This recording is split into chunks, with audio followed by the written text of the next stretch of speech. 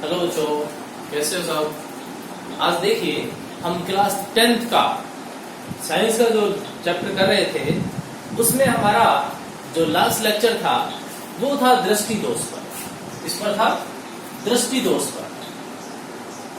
अब वहां पर जब हमने दृष्टि दोष पढ़ा था तो दृष्टि दोष के लिए हमने पढ़ा था कि या तो किसी व्यक्ति की उम्र बढ़ने से मतलब आयु बढ़ने के साथ, किसी गंभीर बीमारी के कारण या कोई चोट लगने के कारण कभी कभार देखने में परेशानी उत्पन्न हो जाती है। और ये जो परेशानी उत्पन्न हो जाती है यही क्या कहलाती है? दृष्टि दोष कहलाता है। क्या कहलाता है? दृष्टि दोष। अब दृष्टि दोष के हमने कई सारे टाइप देखे थे और आज हम उसको कंटिन्यू करते हैं। देखें एक बार वापस लिखते हैं इन दोषों को और इन्हीं की डिटेल भी आज डिस्कस करेंगे।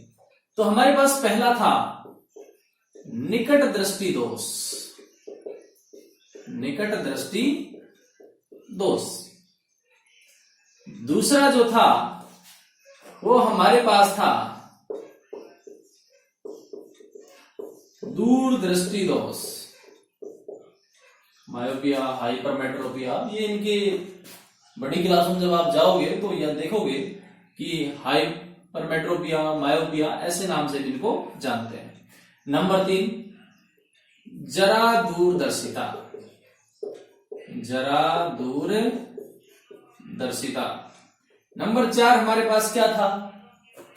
नंबर 4 था हमारे पास दृष्टि वैषम्य दोष। दृष्टि वैषम्य दोष। और नंबर 5 पे था मोतियाबिंद। क्या है? मोतियाबिंद। ये मोतियाबिंद के लिए याद रखें कि मोतियाबिंद ज्यादा आयु के व्यक्तियों में ही होता है। ऐसा नहीं कि किसी बीमारी कारण कम उम्र के बच्चों में हो गया, कम उम्र के व्यक्तियों में हो गया, ऐसा नहीं है। मोतियाबिंद की अगर बात करें तो आपने नाम सुना होगा, देसी भाषा में कारी करना वगैरह कहते हैं, आंखें बनवाना कहते हैं। वो सब एक आजकल पहले होता था जिसके बाद में काला चश्मा लगाना पड़ता था। मोटा लंबा काला चश्मा, मोटा चश्मा लगाया जाता था काले रंग का। आजकल वो सारा सिस्टम खत्म हो गया है और एक कृत्रिम लेंस लगा दिया जाता है। उसमें क्या करते हैं, दूध या धुंधला जो हमारा लेंस होता है, प्राकृतिक लेंस, उसे हटाकर कृत्रिम लेंस डाल देते हैं। और शायद कभी नाम सुना हो एक इंट्रा ओक्यूलर लेंस। कैसा लेंस? Intra ocular lens. इस नाम को आप याद रखें। किसके साथ में? मोतियाबिंद के साथ में। चलो डिस्कस करते हैं इन बातों, इन सभी टाइप के ऊपर कि दृष्टि दोष के क्या क्या टाइप है। सबसे पहले बात कर रहे हैं हम निकट दृष्टि दोष की। जब हम निकट दृष्टि दोष की बात करते हैं तो ऐसा लगना चाहिए जैसे नाम है वैसा ही दोष होना चाहिए। इसका मतलब है कि निकट का तो साफ नहीं दिखेगा, दूर का साफ दिखेगा। लेकिन मैंने लास्ट लेक्चर में भी बताया था कि ऐसा नहीं होता है। जैसा दोष है वो दिखेगा, जो दोष नहीं है वो नहीं दिखेगा। अब मैं बात करूं पहले की। फर्स्ट हमारे पास टॉपिक है निकट दृष्टि दोष। तो इसकी डेफिनेशन क्या होगी? ऐसा दोष, क्या? ऐसा दोष जिसमें निकट रखी वस्तु तो साफ दिखाई देती है। निकट रखी वस्तु तो साफ दिखाई देती है। निकट रखी वस्तु तो कैसी दिखाई देगी? साफ दिखाई देती है। लेकिन क्या? लेकिन दूर रखी वस्तु साफ दिखाई नहीं देती। दूर रखी वस्तु साफ दिखाई नहीं देती है। साफ दिखाई नहीं देती है। किसमें होता है ऐसा? निकट दृष्टि दोष में निकट रखी वस्तु तो साफ दिखाई देगी लेकिन दूर रखी वस्तु साफ दिखाई नहीं देती है। ऐसा दोष क्या कहलाता है? निकट दृष्टि दोष। क्या लिखें? इस दोष को निकट दृष्टि दोष कहते हैं। निकट दृष्टि दोष कहते हैं। नोट कर लीजिए डेफिनेशन। आप इस वीडियो को पॉज करके और नोट करें इसको कि ऐसा दोष जिसमें निकट रखी वस्तु तो साफ दिखाई देती है लेकिन दूर रखी वस्तु साफ दिखाई नहीं देती, इस प्रकार का दोष कहलाता है निकट दृष्टि दोष। आगे अगर बात करें तो हमारे पास है दूर दृष्टि दोष। कैसा दोष है? दूर दृष्टि दोष। अभी मैं इनके उपायों की बात नहीं कर रहा हूं। फर्स्ट में मैंने निकट दृष्टि दोष की डेफिनेशन दी है, उसके बाद मैं दूर दृष्टि दोष की डेफिनेशन दूंगा, फिर दोनों का जो उपाय है, डिफेंस है, जो दोनों का जो बचाव के उपाय है, ये बचाव के उपाय तो नहीं है पर इनके रोगों के क्या उपचार है वो मैं एक साथ ही दोनों के बताऊंगा ताकि अच्छे से याद हो जाए। अभी सिर्फ डेफिनेशन हम लिख रहे हैं। तो आगे लिखें दूसरे के लिए, किसके लिए? दूर दृष्टि दोष के लिए। ऐसा दोष, अब इसमें क्या होगा? ऐसा दोष जिसमें दूर रखी वस्तु साफ दिखाई देती है, दूर रखी वस्तु साफ दिखाई देती है, दूर रखी वस्तु साफ दिखाई देती है, लेकिन निकट रखी वस्तु साफ दिखाई नहीं देती। कहां पर? निकट रखी वस्तु साफ दिखाई नहीं देती है, साफ दिखाई नहीं देती है। फिर कह रहा हूं जैसा नाम है वैसा रोग नहीं है। अगर आप सोच रहे हैं दूर दृष्टि दोष है तो दूर का नहीं दिखेगा, बिल्कुल गलत है।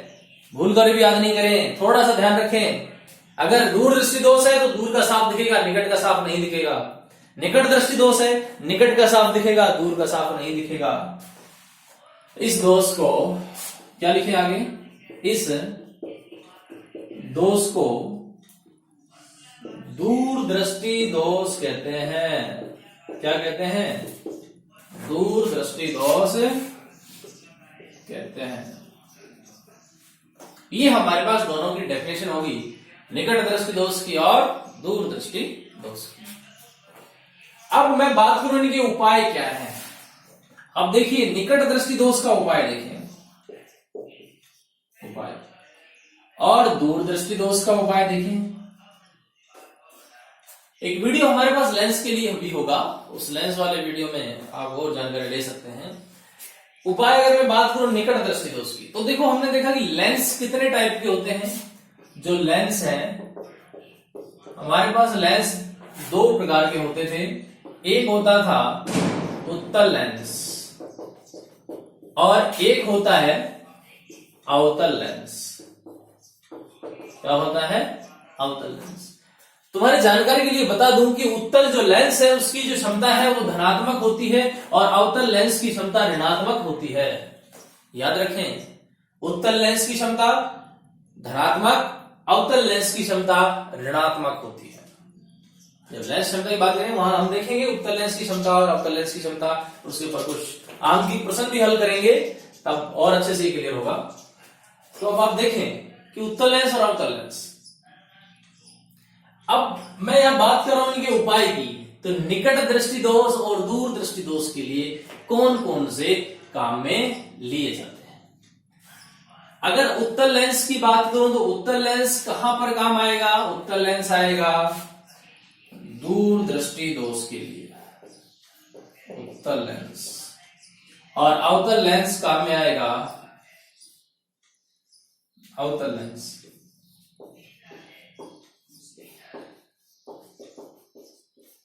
अवतल लेंस, अवतल लेंस कहां काम आया हमारे पास? निकट दृष्टि दोष के लिए। और उत्तल लेंस कहां काम आया? दूर दृष्टि दोष के लिए। यदि पूछा जाए कि इनके उपाय क्या हैं, इनके उपाय लिखिए, तो उपयुक्त क्षमता का या उचित क्षमता का उत्तल लेंस लगा दिया जाए, उचित क्षमता का उत्तल लेंस लगा दिया जाए, तो हमारे पास जो दूर दृष्टि दोष है वो क्या हो जाएगा? खत्म हो जाएगा। यदि अवतल लेंस लगा दिया जाए तो कैसा, कौन से दोष खत्म हो जाएगा? निकट दृष्टि दोष खत्म हो जाएगा। इनकी क्षमताएं क्या क्या होती हैं मैंने ऊपर लिखा है, पता है तुम्हें क्या क्षमताएं होती हैं इनकी? इस प्रकार से इस दोष को दूर किया जा सकता है। अब कई बार क्या होता है, ऐसी विकट समस्या उत्पन्न हो जाती है, अगर दैनिक जीवन की बात करें तो हमें पता नहीं होता कि हमारे पास जो चश्मा लगा हुआ है उसमें कई बार बच्चों के साथ में ऐसी कंडीशन पैदा हो जाती है कि पास में बैठे बच्चे को भी नहीं पता होता, कम उम्र में जिनके चश्मा लग जाता है उनको भी पता नहीं होता कि हमारे दूरदृष्टि दोष है या निकट दृष्टि दोष है।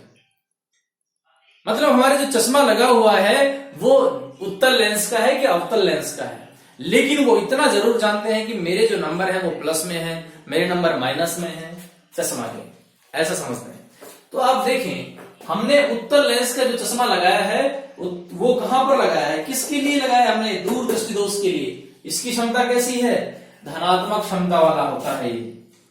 कैसी क्षमता होती है, धनात्मक। और इसकी क्षमता कैसी होती है, ऋणात्मक। तो जिसका चश्मे का नंबर प्लस में है समझे उसके उत्तल लेंस लगा हुआ है, और उत्तल लेंस लगा हुआ है तो वह छात्र किस दोष से पीड़ित है, दूर दृष्टि दोष से पीड़ित है। जबकि यदि किसी के माइनस नंबर का चश्मा चढ़ा हुआ है तो वह छात्र किस दोष से पीड़ित है, निकट दृष्टि दोष से पीड़ित है। निकट दृष्टि दोष से पीड़ित होने का मतलब है कि उसे निकट रखी वस्तु तो साफ दिखाई देती है लेकिन दूर रखी वस्तु साफ दिखाई नहीं देती। अब आप देखें इसके ऊपर क्वेश्चन कैसे पुट अप होंगे। क्वेश्चन होता है कि एक छात्र कक्षा में अंतिम पंक्ति में बैठा है, एक छात्र या कोई छात्र कक्षा में अंतिम पंक्ति में बैठा हुआ है, उसे शामपट पढ़ने में कठिनाई महसूस हो रही है या उसे शामपट पढ़ने में कठिनाई होती है, तो बताइए छात्र किस दोष से पीड़ित है। अब आप सोचें कि छात्र किस दोष से पीड़ित हो सकता है। भाई सबसे पहले ये देखें कि बच्चा कहां बैठा हुआ है, जो स्टूडेंट है वो कहां बैठा है, क्लास की सबसे लास्ट रो में, लास्ट लाइन में बैठा हुआ है। इसका मतलब है कि शामपट से, ये जो शामपट है इससे और उसकी जो डिस्टेंस है वो दूर है। बच्चा वहां बैठा हुआ है, पीछे बैठा हुआ है, सबसे पीछे वाली रो में बैठा हुआ है, डिस्टेंस ज्यादा है, उसे दूर का साफ दिखाई नहीं दे रहा है। जब उसे दूर का साफ दिखाई नहीं दे रहा है इसका मतलब उसे कौन सा दोष है, उसे निकट दृष्टि दोष है। मतलब निकट का तो साफ दिखाई देता है लेकिन दूर का साफ दिखाई नहीं देता।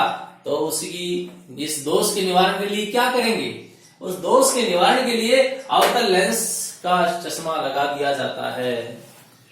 अगर ऐसा ही कोई और क्वेश्चन हो कि अगर मान लीजिए ऐसा कहा जाए कि कोई स्टूडेंट, कोई विद्यार्थी है वो प्रथम पंक्ति में बैठा हुआ है और उसे शामपट पढ़ने में कठिनाई महसूस होती है, तो बताइए विद्यार्थी किस दोष से पीड़ित है। अब आप पहली जो रो है वो तो बिल्कुल शामपट के, मतलब ये जो ब्लैक बोर्ड लगा हुआ है, ये बोर्ड जो लगा हुआ है इसके जस्ट पास में होती है फर्स्ट रो। तो पहली लाइन जो है वो कहां होगी, बिल्कुल पास में।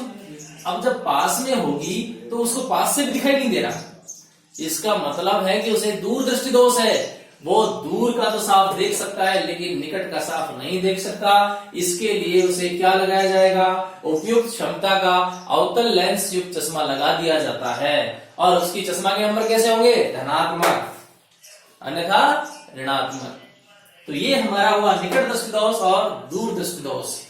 नेक्स्ट जो बचे हुए जो दोष हैं वो नेक्स्ट वीडियो में डिस्कस करेंगे। तब तक के लिए गुड बाय।